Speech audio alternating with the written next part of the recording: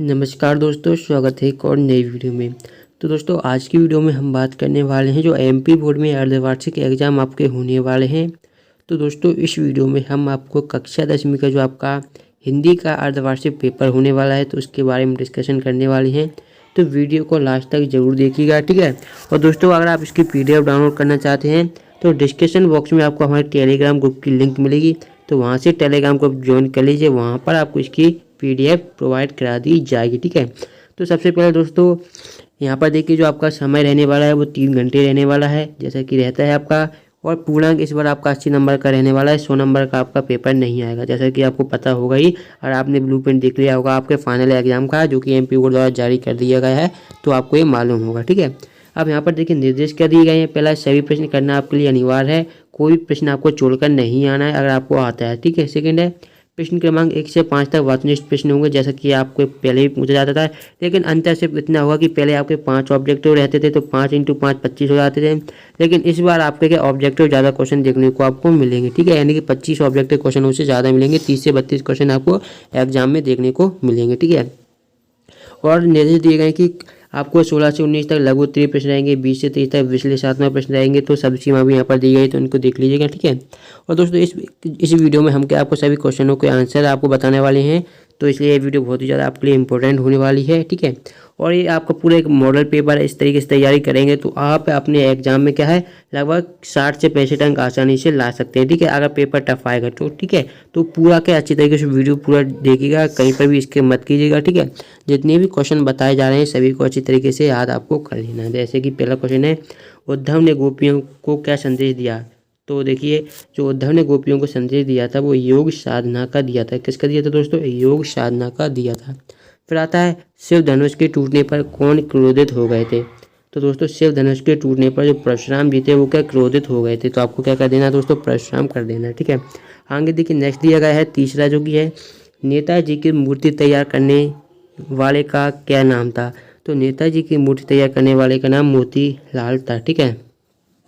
8400 जी हाँ दोस्तों, इस व्हाट्सएप नंबर को याद कर लीजिए।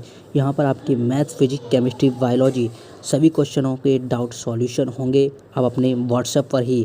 तो दोस्तों आपको क्या करना होगा, अपने फ़ोन में इस व्हाट्सएप नंबर को सेव कीजिए और आपको जिस क्वेश्चन में डाउट है उस क्वेश्चन की यहाँ पर आपको फ़ोटो खींचना है और उसे अच्छी तरीके से क्रॉप करना है, तुरंत आपको उसका वीडियो सॉल्यूशन मिल जाएगा। फिर आप चाहे 6 से 12 तक हो, IIT JEE मेंस एडवांस के हो या फिर CBSE आप UP या फिर किसी अन्य बोर्ड का हो, तुरंत पाइए अपने व्हाट्सएप पर सभी क्वेश्चनों के डाउट सॉल्यूशन। तो लिंक डिस्क्रिप्शन में दी गई है, जाइए डाउनलोड कीजिए। आगे बढ़िएगा। नेक्स्ट है, गोपियाँ किसे बड़भागी कह रही हैं। तो गोपियाँ कह रही हैं जो उर्दू है उसको बड़ा भाग वाला है, बड़भागी कह रही हैं, ठीक है। नोट करते चलिएगा सभी क्वेश्चनों के आंसर। समास के प्रकार हैं। तो दोस्तों समास के प्रकार होते हैं वो 6 समास होते हैं, 6 प्रकार होते हैं, ध्यान रखिएगा, ठीक है। आपसे समास के प्रकार भी पूछे जाते हैं, संधि के प्रकार भी पूछे जाते हैं, तो दोनों आपको पता होने चाहिए कि समास के प्रकार कितने होते हैं, संधि के कितने होते हैं, और सही प्रकारों के नाम पता होने चाहिए। जैसे कि पहले आपका तत्पुरुष समास होता है, ठीक है, तत्पुरुष समास होता है। उसके बाद आपका कर्मधारय समास होता है, कर्मधारय समास, ठीक है। उसके बाद आपका आता है द्विगु समास। फिर आता है आपका द्वंद्व समास, ठीक है। फिर आता है बहुब्रीहि समास। इसी प्रकार टोटल कितने आपके समास होते हैं? टोटल 6 समास होते हैं, ठीक है। तो सभी के नाम मैंने यहाँ पर आपको बता दिए हैं, तो आपको क्या सभी के नाम पता होने चाहिए। और एक आता है आपका जो लास्ट है वो आता है अव्ययी भाव समास, ठीक है। तो यहाँ पर देखिए 1 2 3 4 5 6 आपके 6 समास होते हैं। फिर आता है रचना के आधार पर वाक्य के प्रकार होते हैं, ठीक है। तो रचना के आधार पर वाक्य के 3 प्रकार होते हैं, 3, ठीक है। और क्वेश्चन एक और बनता है, यहाँ पर आपसे रचना पूछा गया है और ज़्यादातर कभी कभी पूछ लिया जाता है कि अर्थ के आधार पर वाक्य के कितने प्रकार होते हैं, ठीक है। तो ये भी आपको पता होना चाहिए, रचना के आधार पर भी आपको पता होना चाहिए और अर्थ के आधार पर भी आपको पता होना चाहिए। चलिए मैं आपको दोनों बता देता हूँ, ठीक है। तो सबसे पहले हम देखते हैं रचना के आधार पर, ठीक है। रचना के आधार पर यहाँ पर दिया भी गया है, फिर मैं लिख देता हूँ। रचना के आधार पर जो वाक्य के प्रकार होते हैं वो 3 प्रकार के होते हैं। कितने प्रकार के होते हैं दोस्तों? रचना के आधार पर जो वाक्य के प्रकार होते हैं वो 3 होते हैं। अब बात करते हैं अर्थ के आधार पर जो वाक्य होते हैं वो कितने प्रकार के होते हैं। तो यहाँ पर मैं लिख देता हूँ अर्थ के आधार पर, ठीक है, अर्थ के आधार पर। तो आप देखते हैं अर्थ के आधार पर जो वाक्य होते हैं वो कितने प्रकार के होते हैं। तो दोस्तों अर्थ के आधार पर वाक्य 8 प्रकार के होते हैं, ठीक है। तो ये बात ध्यान रखिएगा, दोनों क्वेश्चन बहुत ही मोस्ट IMP क्वेश्चन है।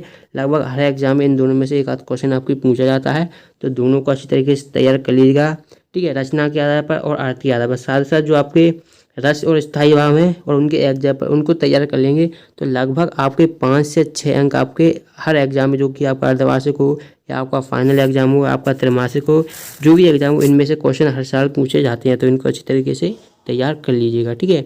अब आगे बढ़ते हैं, नेक्स्ट क्वेश्चन देखते हैं। यहाँ पर देखिए रिक्त स्थान दिया गया है, नेताजी का चश्मा गद्य की बताया, तो किस प्रकार गद्य किया था वो हमें बताना है, ठीक है। इनके आंसर भी मैं आपको बताऊंगा। जॉर्ज पंचम की मूर्ति पर नहीं थी, तो क्या नहीं थी। टेढ़ी की मुहावरे का अर्थ है, तो ये हमें बताएं। तो आप सभी को बताया टेढ़ी की मुहावरे का अर्थ होता है कठिन कार। क्या होता है दोस्तों, कठिन कार, ठीक है। बाकी भी आंसर आपको यहाँ पर मिल जाएंगे आगे, ठीक है। फिर आता है सूरदास जी मुक्ता कवि हैं, सभापति का भाषण में छपा था, पंचवटी समाज का उदाहरण है, छायावाद के प्रमुख कवि हैं।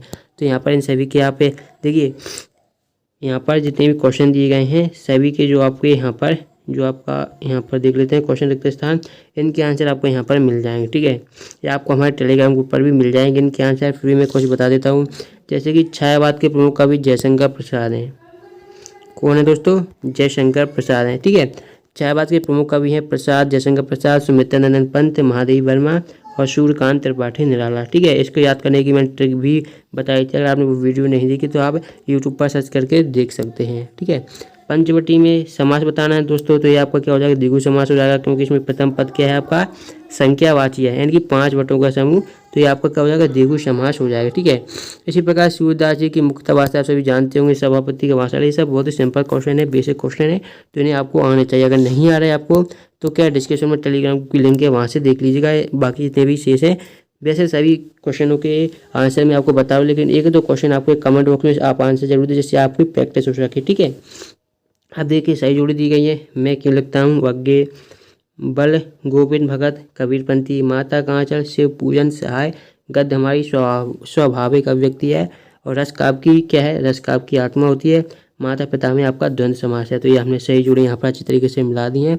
उसके बाद निम्नलिखित प्रश्नों के उत्तर एक शब्द या वाक्य में लिखने हैं। तो यहाँ पर देखिए पहला है यथाशक्ति में कौन सा समास है, ठीक है। समास से भी बहुत क्वेश्चन पूछे जाते हैं।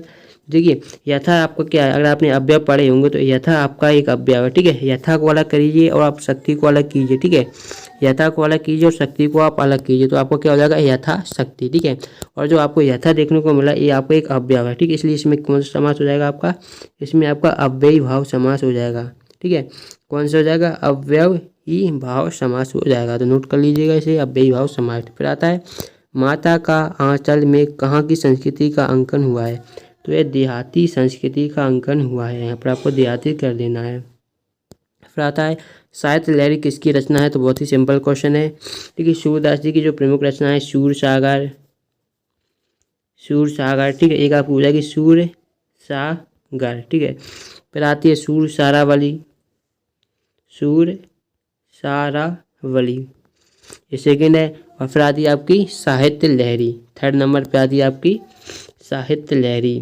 तो हमसे साहित्य लहरी की पूछी गई थी, तो आपको क्या लिख देना है, सूरदास जी की रचना है साहित्य लहरी, ठीक है। तो आपको दो भी याद होनी चाहिए, सूर सागर और सूर सरावली, इन दोनों में से भी कोई भी एग्जाम में पूछी जा सकती है, ठीक है। फिर आता है एक से अधिक अर्थ देने वाले शब्द क्या कहलाते हैं, तो एक से अधिक के जो अर्थ देने वाले शब्द होते हैं वो अनेकार्थी शब्द कहलाते हैं। क्या कहलाते हैं, अनेकार्थी शब्द। अनेकार्थी का मतलब ही होता है एक से अधिक अर्थ, ठीक है। अनेक यानी कि ज़्यादा, एक से अधिक अर्थ का मतलब कार्थी मतलब अर्थ, एक से अधिक अर्थ यानी कि अनेकार्थी।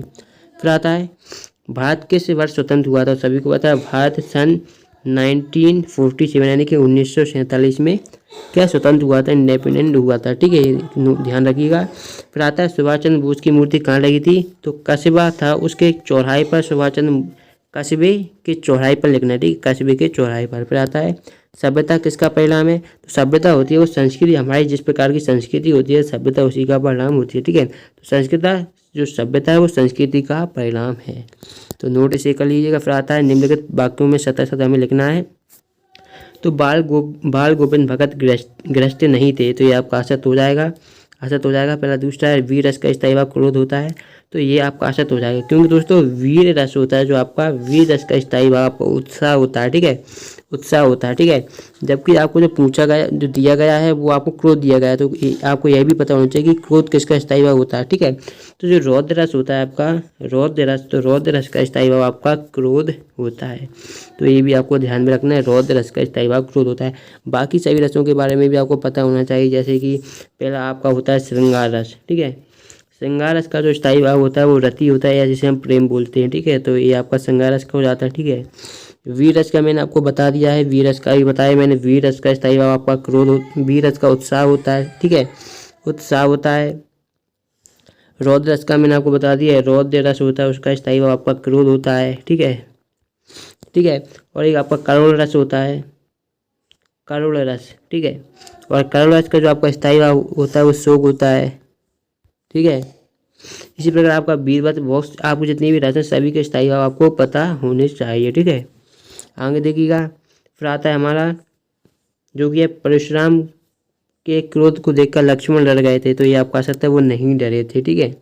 तो तीसरा असत हो जाएगा चौपा चंद्र में 18 मात्राएं होती हैं, तो ये भी आपका असत है, ठीक है। फिर आता है कामायनी आधुनिक काल का श्रेष्ठ महाकाव्य है, तो दोस्तों ये आपका क्या सत्य हो जाएगा, बिल्कुल सत्य है। जो कामायनी है वो आधुनिक काल का क्या है, महाकाव्य है, जो कि जयशंकर प्रसाद द्वारा रचित है, जयशंकर प्रसाद, ठीक है, जयशंकर प्रसाद। कामायनी जयशंकर प्रसाद द्वारा रचित आधुनिक काल का श्रेष्ठ महाकाव्य, ठीक है। क्योंकि कई बार पूछा जाता है कि कामायनी की रचना किसने की है, तो आपको पता होना चाहिए कि जयशंकर प्रसाद जी ने कामायनी की रचना की है। फिर आता है छायावाद के जनक सुमित्रा नंदन पंत हैं, तो अभी मैंने आपको बताया था जो छायावाद के जनक हैं वो हैं जो अभी मैंने आपको बताया था जयशंकर प्रसाद हैं, ठीक है। जयशंकर प्रसाद इस छायावाद के जनक माने जाते हैं। तो आपको यहाँ पर दिया गया सुमित्रानंद पंत, तो ये आपका गलत हो जाएगा, राइट आंसर है आपका जयशंकर प्रसाद, ठीक है। इसलिए आपका क्या हो जाएगा, असत्य हो जाएगा, ठीक है। अगर यहाँ पर आपका जयशंकर प्रसाद दिया जाता है तो आपका बिल्कुल सही रहता है। फिर आपको यहाँ पर क्वेश्चन आंसर दिए गए, सभी बहुत ही महत्वपूर्ण क्वेश्चन है, इनको याद कर लेंगे तो आप एग्जाम में अच्छे से अच्छे अंक ला सकते हैं, 60 से 65 अंक आसानी से ला सकते हैं, इसलिए सभी को अच्छी तरीके से याद कीजिएगा। यहाँ पर दिए गए लक्ष्मण ने वीर योद्धा की क्या क्या विशेषताएं बताई हैं, गोपियों द्वारा उद्धव को भगवान कहने में क्या व्यंग निहित है, सेनानी न होते वे भी चश्मे वाले को लोग कैप्टन क्यों कहते हैं, ठीक है। और मर्यादा न लही के माध्यम से कौन सी मर्यादा न रहने की बात कही जा रही है, ठीक है। इन सभी क्वेश्चन जो आपको दिए गए क्वेश्चन अथवा में इन सभी के आंसर देखना चाहते हैं तो दोस्तों आप गूगल पर जाकर सर्च कीजिए www.skteach.com, वहाँ पर आपको इन सभी क्वेश्चनों के आंसर विद सॉल्यूशन मिल जाएंगे, ठीक है। लिंक आपको वीडियो के डिस्क्रिप्शन बॉक्स में मिल जाएगी, तो वहाँ पर क्लिक करके भी आप सॉल्यूशन देख सकते हैं। मैं इस वेबसाइट की लिंक आपको वीडियो को डिस्क्रिप्शन बॉक्स में प्रोवाइड करा दूंगा, ठीक है। और जितने भी क्वेश्चन है सभी क्वेश्चनों को एक बार ध्यान से देखिए और इन सभी क्वेश्चनों को अच्छी तरीके से याद कीजिए, कोई भी क्वेश्चन बिल्कुल ही मत छोड़िएगा, ठीक है, इस तरीके से। और अगर इसी प्रकार आप अदर सब्जेक्ट के भी वीडियो चाहते हैं तो कमेंट बॉक्स में ज़रूर बताइएगा, ठीक है। ये आप देख सकते हैं सभी महत्वपूर्ण आपको दिए गए हैं क्वेश्चन, पूरा एक आपका मॉडल पेपर के तरीके से तैयार किया गया है विद सॉल्यूशन, ठीक है। तो अगर आपको ये वीडियो पसंद आए तो वीडियो को लाइक ज़रूर कीजिएगा। मिलते हैं नेक्स्ट वीडियो के साथ, अपने सभी दोस्तों के साथ वीडियो को शेयर करना बिल्कुल भी ना भूलें। मिलते हैं नेक्स्ट वीडियो के साथ। जय हिंद, जय भारत, धन्यवाद दोस्तों।